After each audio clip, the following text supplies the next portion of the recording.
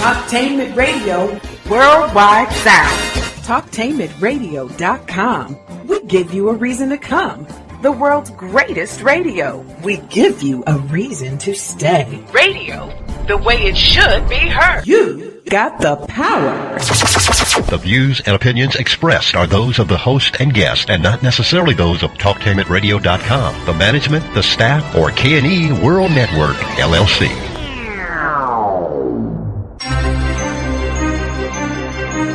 This is The Compensatory Concept with Mr. Neely Fuller, heard exclusively on TalkTainmentRadio.com, the world's greatest radio.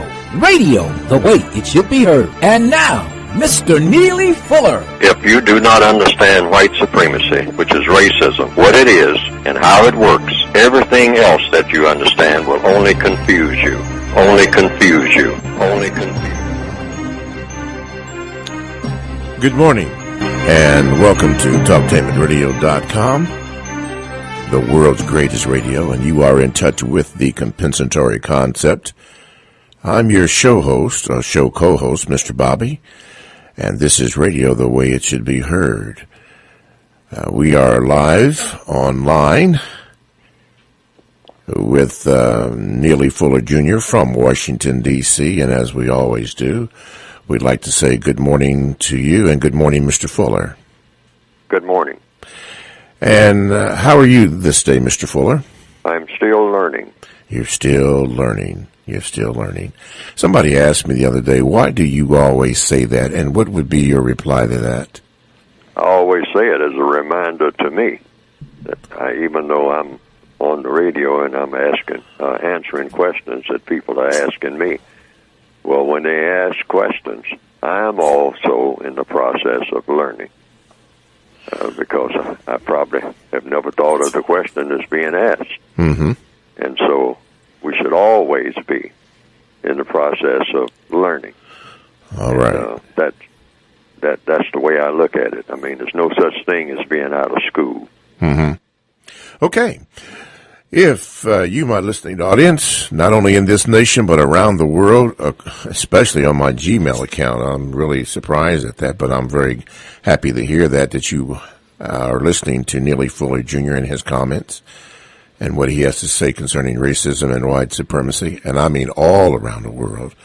We thank you for listening, and if you would like to get in contact with the show, you can do so by calling 1-877-932-9766, or you can simply just email me at 7mrbobby@gmail.com, and I will make every effort to read your statements, but just don't make them too long. Some people have tried to write me a book, and we simply do not have the time to read a complete letter anymore like that, unless we go to 2 hours, and that hasn't been brought up yet again, so we will see about that. So 1-877-932-9766 is the number. You can call to get in contact with Neely Fuller, and also at 7mrbobby@gmail.com, and we will do that. And before we go to the questions, Mr. Fuller, I want you to speak to your book and how we can get your book. And is your book going to be ready by the 20th of February? It most likely will be by the 20th, and so, or shortly thereafter. But people, within the next 7 days, people can definitely go to producejustice.com. And if it says that the book is available, then it will be available. It will immediately show up at that website, producejustice.com. That's like in production, producejustice.com, PRODUCE, justice.com. Okay, I have a question from Chai T. And he is going to say this. He says, I'm a longtime listener and proud owner of Mr. Fuller's, let me see if I can get this right, book, as well as Dr. Welsing. He says that those two books have greatly influenced his life and appreciate that. And he also studies many other works by Steve Coakley, and he mentions a few here. And he says he understands Mr. Fuller's concept of not speaking bad against any black person He says, but what I wanted to ask Mr. Fuller is about I'm having a little problems reading this. My question, does Mr. Fuller avoid answering questions concerning the Boule? No, for one thing, I don't know very much about what is called a Boule. I've heard people talk about it for years, and I've never heard a concise description of what it is and what it consists of and what it does and what the objectives are, because anything that exists has a purpose. So what would be the purpose of something called the Boule? Mm-hmm. So what has been implied to me down through the years is that they are a group of black people who have been selected, presumably by the white supremacists, to stymie black people in their progress. In other words, to lead them in a direction that they're not supposed to be going in, and to keep them confused about what they're supposed to be doing and how, and that they are paid a lot of money to do so. And that's what has been implied. It hasn't been said explicitly like I'm saying it, but that's what I understand it to be. And what my response to that is, well, whatever the white supremacists are doing, it's the white supremacists. So therefore, it's anything in between that really doesn't matter. And I always use the prison analogy or comparison. In a prison, and the white supremacist system is a prison system, the warden of the prison can assign anybody to do anything. Why? Because the warden has absolute power. So if you're talking about the Boule being in sort of a trustee position, if you make the prison comparison, then that would be a normal condition, and nothing to get really excited about, or even to try to probe into, or to wonder about, because that goes with the territory. When you are the master of a plantation, you can assign any slave to do whatever you want done. Mm-hmm. You just come down and pick out anybody. I mean, Amos and Willie and Mary and Sue or whomever your slaves are, and say, "Come with me. I got an assignment for you. I got some other black people up here that just came in, and I want you to come up here and whip them. And if you don't whip them, I'm going to whip you. Yes. Or I'll reward you. Take your pick. But this is the way you can do when you run a prison. And the system of white supremacy is a world prison. That's a simple way of, I think, explicit way of putting it. Okay. So don't worry about the Boule, whatever it is. Okay, and then Chai T also asked this, Mr. Fuller. He says, is he a current member of any Greek society, or does he fear the repercussions of speaking honestly about them? All right, thank you, Tai Chi. Or TJ. It depends on what a Greek society is set up to do. Like I said, everybody can follow this analysis, because I always say follow the logic. Don't follow Neely Fuller. Follow the logic. So if someone says that black people have a Greek society, then you go into the question mode, because everything can come to the surface through the process of questions and answers. That's in everything in the universe. Everything is about questions and answers. So before you say anything against something or for something, you just simply ask the logical questions. What is it for? What are you trying to accomplish? Because it's going to be one of two categories. Either you're going to be doing something constructive, or you're going to be doing something non-constructive. And that's every time anybody is doing anything anywhere on this planet or any other planet, minute by minute, day by day, that person or that creature is going to be doing something constructive or non-constructive. So you just ask a person says, well, I'm a member of a Greek society. And you say, okay, no problem there. What's the purpose of your Greek society? What does it do in all 9 areas of activity? What is its goals? Most people have goals, even if it's no more than catching the next bus. So what does your Greek society goal, what is your Greek society goal? In economics, in education, in entertainment, in labor, in law, in politics, in religion, in sex, and in war. That just about covers everything that any person is engaged in any minute of any day, anywhere on the planet at any time. And that's any person, anywhere on the planet. You engage in one or more of those activities. So we just simply ask a person, okay, if you're a member of a Greek society or Roman society or Carthaginian society or whatever society it is, Mystic Knights of the Sea, whatever, what is your goal? It's going to be constructive or non-constructive, and it's going to be constructive. Constructive how? What are you going to accomplish at the end of the day? At the end of the day, what is your society, whatever it is? What is it designed to do, ultimately? Otherwise, why have it? What does it do? I'm not going to condemn it. I'm not in position to. I don't have that kind of license, and I'm not going to praise it. I'm just asking questions. What is it for, since it exists on the planet, and I'm on the planet with it? Whatever it is, doesn't make any difference what people are doing. You just want to know what's their ultimate goal. Why are you doing what you're doing? You should have a reason, particularly if you're going to put it out there and announce it to people. Hey, look at what I'm doing over here. Pay attention to me. I'm important. Okay, why are you important? That's a question. What is it you're doing that people should pay attention to?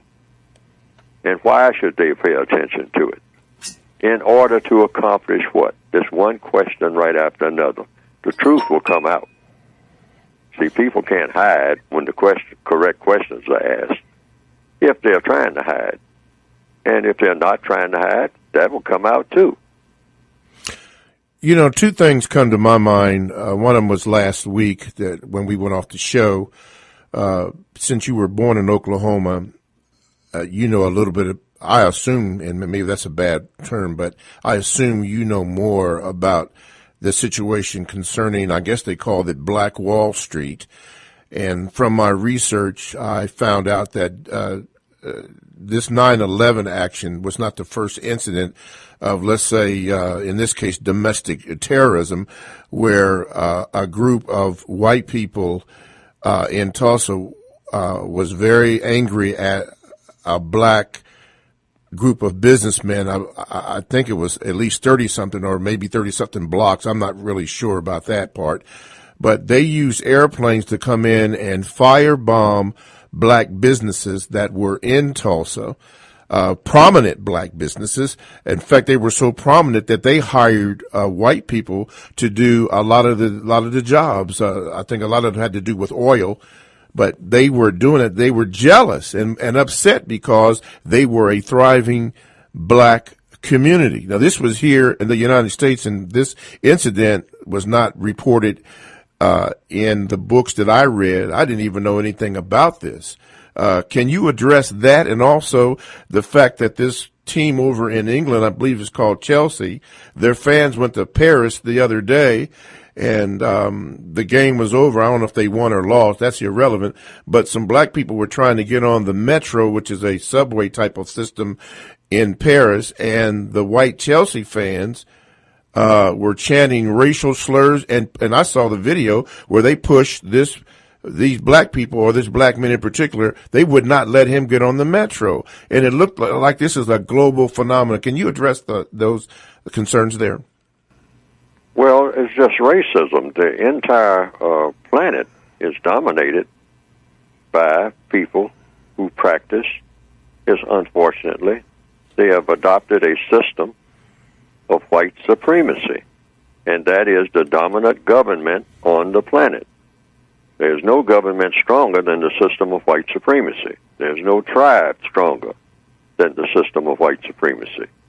There's no group of people who are stronger than the system of white supremacy. Now, the system of white supremacy consists of every white person who believes that he or she has a license, a lifetime license, to dominate and mistreat people who have color. That's all it is. And so this is the dominant religion and the dominant political system in the world. So incidents like that was just an incident. It was a horrendous incident, but just one of many thousands, you might say, that take place that have never even been reported. And that's the Tulsa incident where white people, like you said, had decided, well, these black people are prospering down there and they are doing too well, so let's just go down there and destroy what they have set up. They have their own businesses and all like that, which we helped them to set up, but we didn't think they'd be that much successful. And some of them were beginning to act like they're a little arrogant and whatnot. And there was an incident that so-called triggered it. I mean, with the black boy that was on an elevator, and he's allegedly have insulted or brushed up against a white woman or something like that. And then the word went out that, hey, let's just go in down there and not only take care of him, let's just destroy them all, or at least destroy their neighborhood, destroy their underpinning, so that they won't have any of them coming around being arrogant or thinking that they are the same as white people. So we'll just destroy and burn down their houses and burn down their businesses to teach them a lesson and to put them out of business and let them know that white supremacy reigns here. So they did that. And they have done that in other places on a smaller scale and whatnot. They have done that ever since there was the beginning of white supremacy all over the world. They're in the process of doing it now. They kill black people who get a little bit, thinking that you're going to be treated like a human being. You are not a human being. You're a prisoner of war. You're nothing. And so don't get too testy, because we dominate all of you. If you have color in your skin, you are under the system of white supremacy wherever you are on the planet. So don't think that you have your section all set up or you have some country that you can call your own. It's not happening, and it's not going to happen. Not under the watch of the white supremacists. That's what I mean by understanding white supremacy. It's the world system. Nobody is exempt. You're listening to The Compensatory Concept here on TalkTainmentRadio.com. The Compensatory Concept with Mr. Neely Fuller, Jr. If you have any questions, you can call in by calling 1-877-932-9766. And we will make every effort to make sure that we can get you on. And you can also Gmail me at 7mrbobby@gmail.com, and I will try to read your questions. We do have a question here, and it says here from Tella Williams. She says, I am a black woman striving to start an online television network. Should I be concerned about my family and friends' safety in these times as I push for positive imagery of our people? Yes, but then the white supremacists allow a lot of things right now because they're in the refinement stage, and that's why Neely Fuller's on the air. That's why I'm on the air right now. They are allowing me to do this. I mean, I can't step forward and write a book and say that this is what I'm going to do, and I don't care whether you like it or not. And they back down and say, well, we're afraid of you, so therefore go ahead and put out your book and say what you're going to say. I mean, and because we are afraid of you. No, the white supremacists have no reason to fear me. I am under their tutelage 24 hours a day. I'm under their power, totally under their power. They can kill me anytime they want to, and nothing can be done about it. Any black people who wouldn't like it, they would have to go to them and beg for an apology, or, if they have me in custody and whatnot, beg for mercy and demonstrate and all like that. But black people, you have to understand this by understanding white supremacy. Black people non-white people nowhere on this planet can demand anything of the white supremacists. They have all the power, not some of it. You can't demand anything of them. So anything they allow me to do, they are allowing me to do it, because they'll take a look at my books, they'll listen to my programs, which they do, and they say, oh, let him blow off steam. Nobody's listening to him. We keep track of all of that. And if enough people listen to him, we know what to do about him.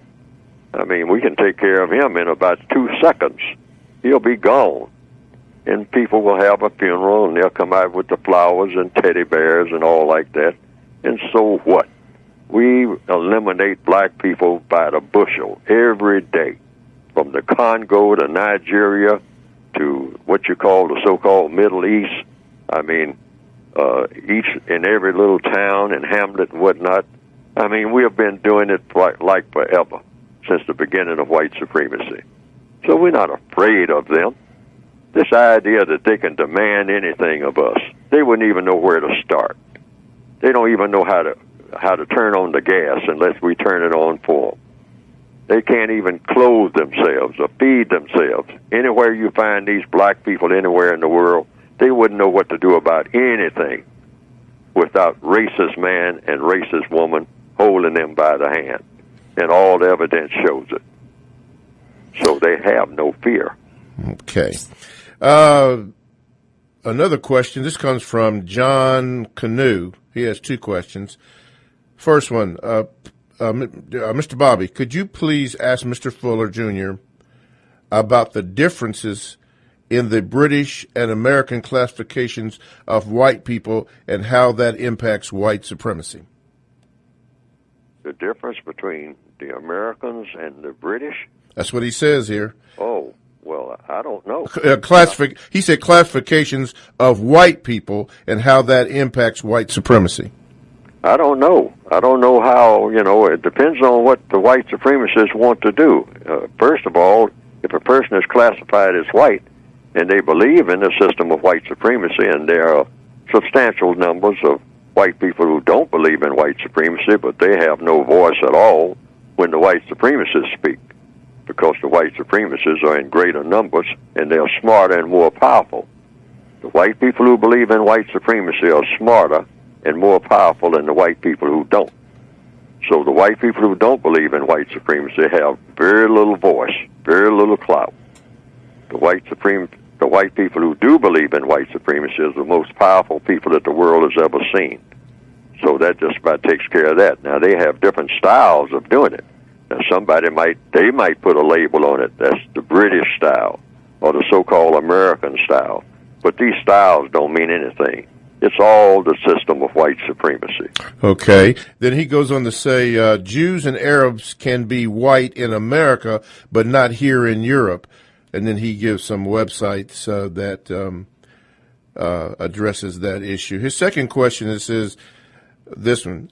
Do you agree that using the race and ethnicity codes as already in use is the correct way for non-white people to what's this here? To sublet or supersede the system of white supremacy? Well, I don't understand exactly the question, but I will address what the classifications are according to what I have written. Now, there are supposed to be 21 classifications now of race, according to the census in the northwestern hemisphere. Now, I understand in the southern hemisphere, in what we call South America, there are something like a couple of dozen, and some people say there's as many as over 100 classifications, color classifications. Now, I don't know if that's true or false, but I've heard this down through the years. So it gets real confusing, which is what the white supremacists do. They use all kind of labels, but the labels that I have said that make sense, according to logic, would be white, non-white, and white supremacists. Just 3 categories. That's it. You don't operate outside of that. All this thing about Pacific Islander and the other race, some other race. That's supposed to be a category. If you were looking for a person and the description went out on the air, well, we're looking for someone, who they lost some of their property or something, but we're looking for the person that lost the property out on such and such a highway today, and we have a description of the person, and the person's description is some other race, because that is a category, some other race. So if you were walking down that highway or driving down that highway looking for that person of that description, what would the person look like? You say, well, do you have a description? Was it a male or a female? Was it what race category was the person? Well, some other race. That's all we have. What would that person look like? A person of some other race. That's a category. That's an official category. Some other race. Now, I wouldn't know what to do with that. But that just goes to show you the confusion that have been put out, presumably by someone, I say, who is a racist. Because racists, whenever they arrive on a scene, the first order of business is, if they look around and see a bunch of non-white people, all right, the first order of business is to start confusing them. We're going to use all kinds of ways to confuse them, because when you can confuse people, you can dominate them. So we'll start to work right now of telling them this and telling them that and telling them what language to use and how to use the language and what is this and what is that. So at the end of the day, we'll have mass confusion among them. But we won't be confused. And by us not being confused and they being confused, we can tell them what to do, because the person who can confuse you can also dominate you. That seems to be the case on that one, and I wholeheartedly agree with you, Mr. Fuller, on that. And thirdly, he wanted to know, and I think we addressed this question last week, but he wanted to know, why not do a road show? It says, can you call Mr. Neely Fuller Jr. from London? I probably could. I could probably call. We could probably set that up. He said, because people would like to hear you live here from London, and we could conference call with a conference where people can discuss the issues. Well, I can, Mr. Fuller, I don't think did you say last week you're not going to be traveling to England or even here around the United States? I'm not going to be traveling at all. Okay.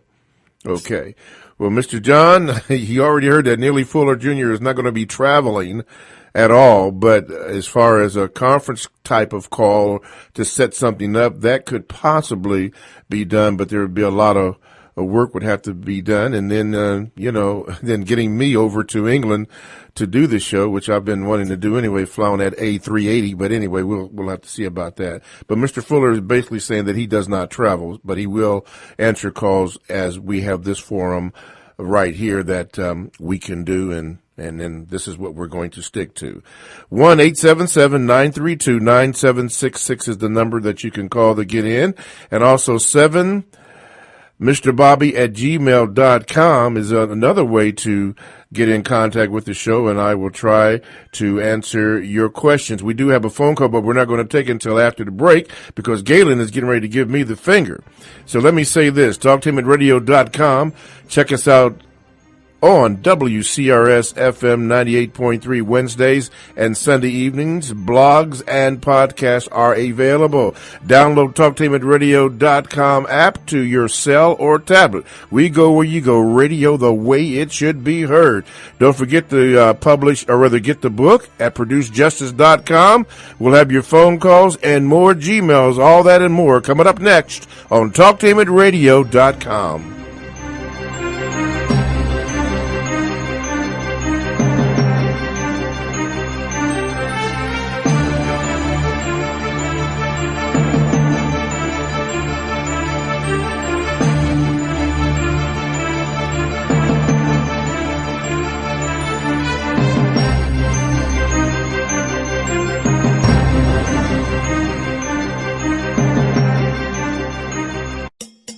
TalkTainmentRadio.com is the premier internet radio platform offering 40-plus talk radio-style programs professionally produced, optimized for online distribution, featuring Columbus, Ohio on-air personalities. TalkTainmentRadio.com offers listeners diverse programming options covering topics such as arts and culture, love, life and relationships, technology, religion, paranormal activities, local and national politics, women's issues, alongside health and wellness. Listeners can access their favorite TalkTainmentRadio.com programs free of cost through the website. Download the TTR app to your cell phone and you can take us wherever you go. We have programs on demand to fit your schedule through our podcast. The address is TalkTainmentRadio.com. In the small town of Elmira, New York, a boy was born into an all-American family. The odds of him opening his own clothing store at the age of 18? 1 in 138,000. Excited to be a part of pop culture, he packed for the big city. The odds of him achieving his dream in the fashion industry? 1 in 23 million. The odds of having a child diagnosed with autism? 1 in 68. I am Tommy Hilfiger, and my family is affected by autism. I encourage you to learn more at autismspeaks.org/signs. Early diagnosis can make a lifetime of difference. Brought to you by Autism Speaks, the Ad Council, and TalkTainmentRadio.com, the world's greatest radio. Goodwill is a global social services enterprise and the leading nonprofit provider of job training programs and career services in the United States and Canada. To pay for its program, Goodwill sells donated clothes and other household items in more than 2,700 stores and online at shopgoodwill.com. Goodwill uses the revenue earned from these sales to fund job training, employment placement services, and other community programs. The goal of the campaign is to increase goods donations to Goodwill, inspire an emotional connection to the Goodwill brand, and to elevate preference for Goodwill. I'm as mad as hell, and I'm not going to take this anymore! Go ahead. Make my day. You got the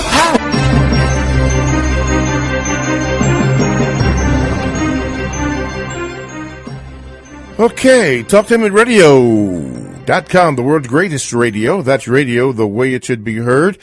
This is the co-host, and I am Mr. Bobby. I'm online with Neely Fuller of the compensatory concept, and we're discussing racism, white supremacy, what can you do?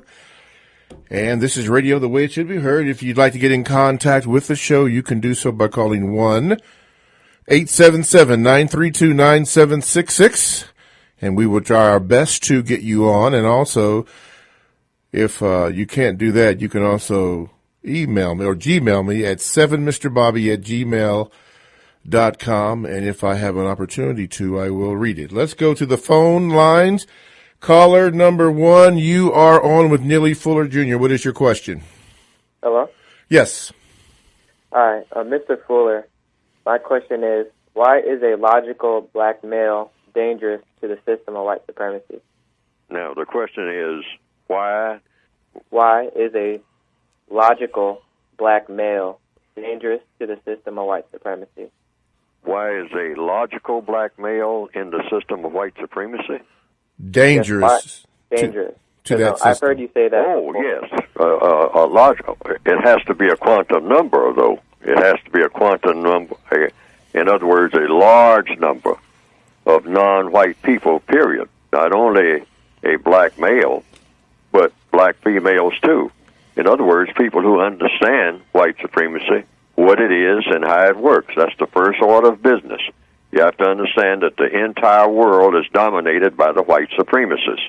And if you have color in your skin, you are a person who has been assigned to be mistreated because of your color, because of the way you were born, because of the way that the creator of you, if you are a person of color, a non-white person, the creator put color in your skin. And the white supremacists are saying, well, regardless of who did it, it means you are eligible to be mistreated by me because I'm a white person and you are not white, so I have the power and the authority and the privilege and all of everything that's supposed to be of benefit is supposed to be around me. And you are only supposed to get what I say you can have because you have color in your skin. Now, the non-white people who understand that this is the setup and this is the dominant government of the entire planet, then the white supremacists will understand that you understand this, and if enough people understand it, people can't go. It's something about the mind that says you don't go against something that, I mean, you can't ignore something that you understand, particularly when it's working against you. That'll keep bothering you until you'll have a tendency to do something about it. Now, that's what the white supremacists do not want. They do not want black people to be logical. They do not want black people to think about anything except something that's real silly and real stupid. This is why they always glorify stupidity in black people.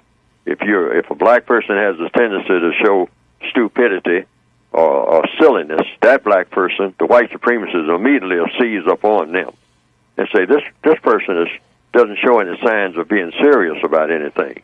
So these are the black people that we want to become more and more prominent. And we will feed into their silliness. Anything stupid that they come up with, or we come up with for them, we will glorify it, as long as it's stupid and silly. Anything that's serious and constructive, we don't want them to be logical. We don't want them to tap into that. That's not the way we want any people of color to ever think. We want them to be celebratory people, the people who are jumping up and down and turning flips all day and running around in a circle. And then when they bump into each other, I mean, they immediately start fighting each other. That's the way we want to keep them. But if they're sitting down and slowly thinking things through and trying to be problem solvers rather than problem makers, no, we don't want those type of non-white people to get out from under our surveillance. You watch them very closely. It's like that dangerous black person on the plantation who's always going around trying to read something or trying to figure things out, asking questions, trying to figure out how the plantation is run. That is a dangerous Negro on this plantation. Sell him down the river or give him a good whipping and stop him from being curious about serious things. Keep him in the silly mode. That is the category that black people are always supposed to be in, the silly mode, the destructive mode. Don't let them think about anything serious, because then they become a danger. The danger to what? The system of white supremacy. Thank you for your question, my brother. Mr. Fuller, I can't pronounce his name, but he's from Holland. I guess it's Joansley Garcia. He simply asked this: is it possible that someone outside of the United Kingdom or the U.S. can order the books? He says, I've tried, but Amazon is too expensive and I can't find it elsewhere. I'm in Holland, in case you wanted to know, and I would like to pay with PayPal. Thanks. Can you address that concern? I am trying to get in position to get an outlet into what is called Europe for the book. I'm trying to do that right now, and I want everybody in the world to know that that's what I'm trying to do. I'm trying to expand the way that I can do that at a reasonable price. Mm-hmm. And I'm in the process of doing that. It'll probably take several months from now to do that. But I have people working on it and looking into it so that it can be done in a swift, efficient, and cost-effective manner. All right. That's good news to hear that. So the brother in Holland, Mr. Garcia, I hope that answered your question. You're listening to The Compensatory Concept with Neely Fuller Jr., heard exclusively on TalkTainmentradio.com here in the United States of America. That is on the radio the way it should be heard. And again, you can call in 1-877-932-9766, or you can Gmail me at 7mrbobby@gmail.com. Let's go to line number 2, and you are on with Neely Fuller Jr. Go ahead with your question. Hey, how you doing, Bobby and Good. Mr. Fuller? Mr. Fuller, I don't know if you were really aware of this. I am. I don't know if your caller is aware of this, but everything everything that you say on this show, that you've been saying on this show for years, is in the Bible. And I'm gonna give you just a brief example. In John chapter 8, verse 32, where Christ, he says, "Ye shall know the truth, and the truth shall set you free." Well, if you read the whole book of John chapter 8, he's talking to the children of Israel. He's talking to the ones who were prophesied to go into bondage in Genesis 15:13. So he says, "You should know the truth, and the truth shall set you free." Now, here's the question. Why did Christ say, "You shall know the truth, and the truth shall set you free"? He didn't say that Abraham Lincoln's Emancipation Proclamation was going to set you free. He didn't say that voting. He didn't say that Harriet Tubman was going to set you free. He said the truth will set you free. The reason why he said the truth shall set you free is because the people who he was talking to were walking in falsehood, which goes back to what you said 10 minutes ago. You said that the white supremacists keep people confused in order to control them. They keep people walking in falsehood in order to control them and to keep them in bondage.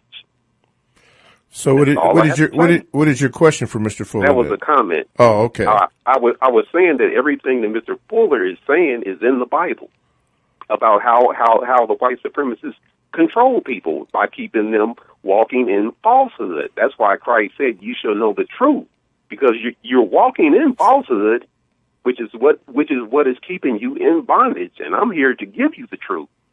Falsehood is what's keeping people in bondage. Falsehood is what's keeping people under white supremacy. And like Mr. Fuller said, they keep you walking in falsehood, confusion to keep controlling you. Mm-hmm. Okay. That's all. I just wanted to make that comment. Okay. Well, thank you for your comment. Thank you. You care to respond to that, Mr. Fuller, or would you like me to go on to the next call? Oh, you can go to the next call up, but I will make a comment about that, and that is, well, when people ask me about what books do I read, what books can they find something in that they can learn a little bit more about what to do and what not to do and how to think about things. And the Bible is a very, very, very prominent book.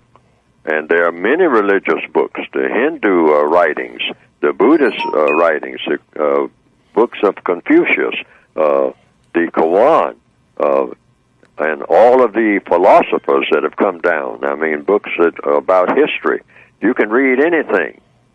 And I always tell people, read anything and everything, because you might find the truth anywhere, because truths are universal. Okay. All righty. Line number 3. You are on with Mr. Neely Fuller, Jr. What is your question? Praise the Lord. This is Brenda Kearney from Chesapeake, Virginia, better known as Yes to God. Hallelujah. My question, well, it's not a question really. I put some posts on the internet today, and one of my sisters says that she doesn't believe in Jesus anymore, that it's a story. So I said I will contact her, and I will get back to my people. So I would like to talk to Mr. Fuller, or let Mr. Fuller talk about this religion as a control mechanism. Okay, you care to address that, Mr. Fuller? Is religion a control mechanism? Yes. Yes. The white supremacists is called in my book the seventh area of activity. That's in alphabetical order of the things that people do. People activity, I call it, the 9 major areas. And religion is listed as the 7th area. That's just in alphabetical order. Now, what is religion?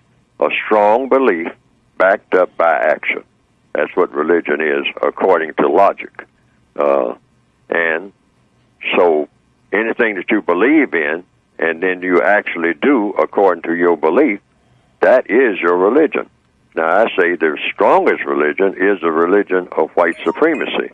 So what the white supremacists do, they go around and take a look at everybody's religion, whether it's Christianity or the different branches of Christianity, because you do have people in the religion of Christianity who disagree with each other about what the Bible means and what it doesn't mean. That's why you have a different church on every corner with a different name. I mean, and for a long time you had people, two big categories, Protestants and Catholics. And so they disagreed about what the Bible means and what it should mean and what it shouldn't mean, and who's got it confused and who got it straight, et cetera, et cetera, et cetera. And sometimes people got to the place they even fought about it. I mean, had physical fights and would actually kill each other, hitting each other over the head with the Bible. So there's always been disagreements in all religions.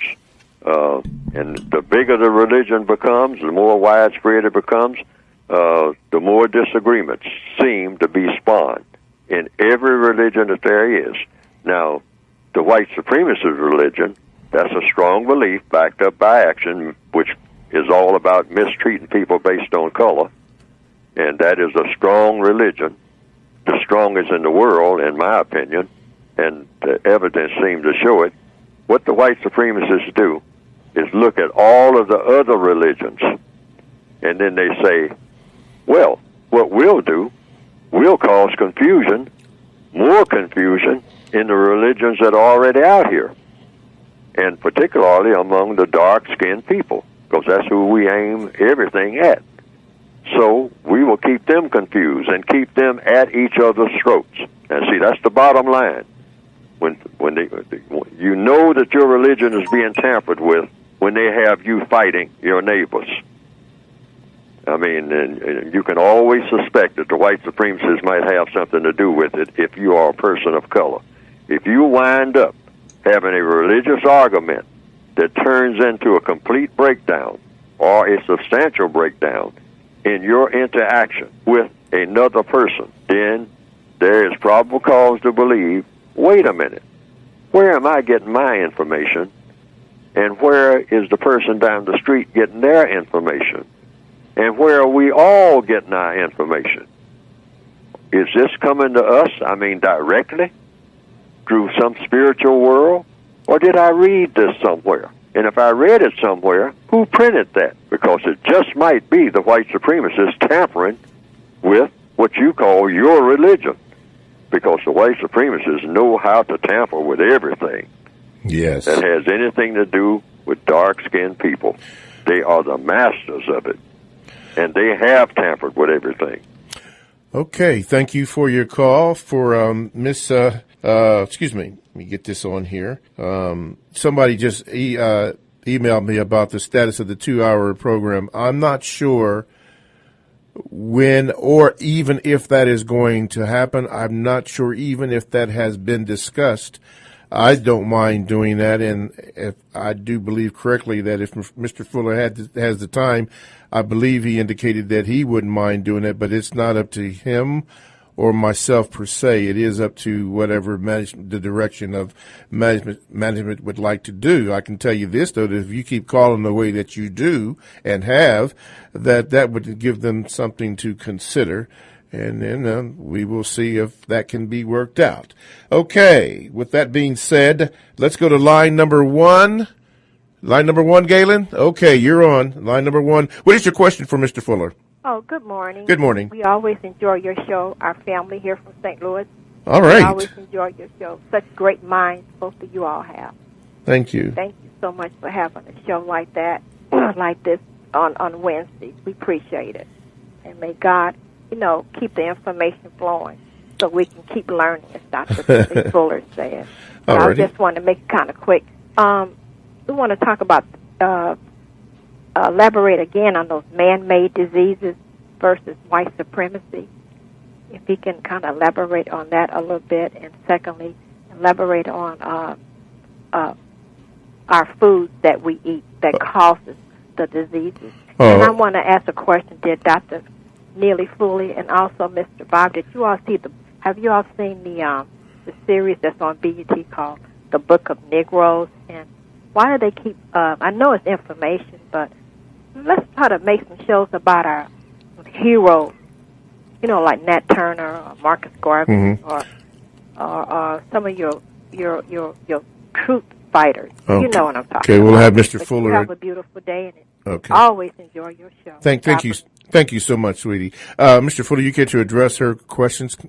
Yes, it seems like there were several questions. There were. Several comments. What was that first question about the food? Well, the tampering with the food supplies. Oh yes. Well, food is poison. I mean, all of it you might assume it has poison in it because the white supremacists, they don't really care about longevity apparently, and other people have said that. They don't make a big deal out of that. They just like to do what they do. They mostly just like to swagger around and push people around, and they'll do it as long as they can. And they're mostly bored with everything that has to do with anything else, because that's just the way the white supremacists think. They just like to kick people around. I mean, it's for fun, for glory, and material gain. And they'll do it as long as they can and try to come up with new ways of doing it because they get bored with doing it the same old way. To them, it's what existence on the planet is really all about. It's not about anything else. That's why they glorify violence. I mean, all the food and whatnot, and the guns and whatnot, and these are just ways of going about doing stuff, I mean, to mess with people. So they'll look at food, and they'll say, well, everybody's got to eat, and since I'm in charge of all the food anyway, I mean, I think that I don't want to kill these people outright, so I'll just poison the food and ship it to them, and they won't know. How do they know? What do they know about anything? I mean, and I'll make it taste good. I'll put plenty of sugar in it or whatever it is will be, that they can get addicted to, and they'll want it and they'll demand it. I'll send them some soft drinks, and I'll put poison in that because there's nothing but poison anyway. That's why I call it soft drinks. I mean, they can drink water. That's the best thing they can drink. But I'm going to put some chemicals in this water and put it in their schools so that even when they start out as young people, their minds are being poisoned. They're sitting up there nodding off in class and whatnot because it's what they go to the machines, they're going to get a whole bunch of poison because there's nothing but a whole lot of different coloring and whatnot and a lot of different water. And I don't really care because, and they will be functional enough to do my bidding, but they'll be mostly just kind of walking around all drugged up. And that would be my introduction to them getting on other drugs later on. Okay, and then she's mentioned quickly something about the show on BET, The Book of Negroes. You have a comment about that? Well, I haven't. I looked at a part of the episode, and then I had to cut it off to do something else that came up. So I didn't see very much of it. But anything that will help people to think about the plight of black people may be helpful, and they can look for this in anything, but also look for things that may or may not be true. Yes. Okay. And I will say this, and you are correct about that. About the food thing. I was appalled to find out that sugar is basically a poison, and you are correct. They do sweeten things up to make it more palatable for you, but those chemicals, they over a period of time, it's been tested that they will kill you. And that was just very shocking to me. And you're right, it can be addictive, very addictive. Okay, let's go to line number 3. Yeah, not number 2. Okay, line number 2. Go ahead. You are on with your call for Mr. Neely Fuller Jr. Greetings. A real quick comment. Calling from New Orleans. Brother Warren's my name. On the topic of the refinement phase of racism, the FBI head recently admitted to all of the negative interaction between law enforcement and the black community, particularly the role of the FBI. And, of course, we hope many African Americans don't fall to feeling that the FBI has needed change for itself. And number 2, a lot of whites are now participating in the preservation of the story of enslavement. 30 miles from New Orleans, a white guy has taken an old plantation. He's dumped $7 million into it and renovated it. So now it's considered the first slave museum with the names of the slaves on the plantation. And, he even had representations of heads on poles when it was a slave revolt, and the slave revolt was put down and how the enslaved were punished. So even we have to be careful about these things where it appears that whites are, quote-unquote, telling the truth. Of course, they're making money off everything. So I just wanted to make a comment that relates to Dr. Fuller's discussion of the refinement phase of racism and how it also disarms the victims of white supremacy? Yes, well, white supremacy goes through 4 stages, and they're in the refinement stage now. They're trying to keep it that way because they don't want to go back to doing the establishment phase. That's when they were first getting it started, because they were doing that by using the whip and the gun. And they're just tracking black people down and just killing them, and beating them into submission and keeping them that way by that method. But over a period of time, they said, now, we got to refine our methods. We just can't go around and stand over everybody every day with a gun. We don't have the people to do that. We don't have enough people to do that. And it's too cumbersome.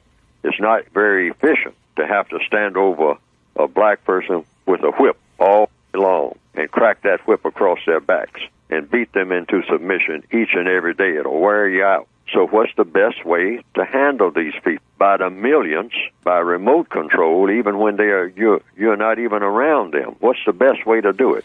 So the best way to do it is to do it through the mind. Tell them how to think and raise them generation after generation, have them think in a certain way that you want them to think. And you do this by actually not talking harshly to them. You talk nice to them. When you refine your techniques, you always talk nice to them and promise them anything, but give them only what you want them to have, and make them think that they have something when you give them some bling bling. They like shiny stuff and all like that. So we'll find out what they like, and just give them some type of artificial stuff to chase around and have them doing that. Wow. Okay. Thinks about puts us near the show end. I understand that there is a no one mistreated proclamation on the White House petition website. I guess you can go there and sign that petition. So we thank Mary Toohey for that. And we thank you for listening. Starvin Marvin, we'll get to you next week. But we thank you for listening to the show. Mr. Fuller, we will see you next week. TalkTainmentRadio.com, the world's greatest radio. Radio the way it should be heard.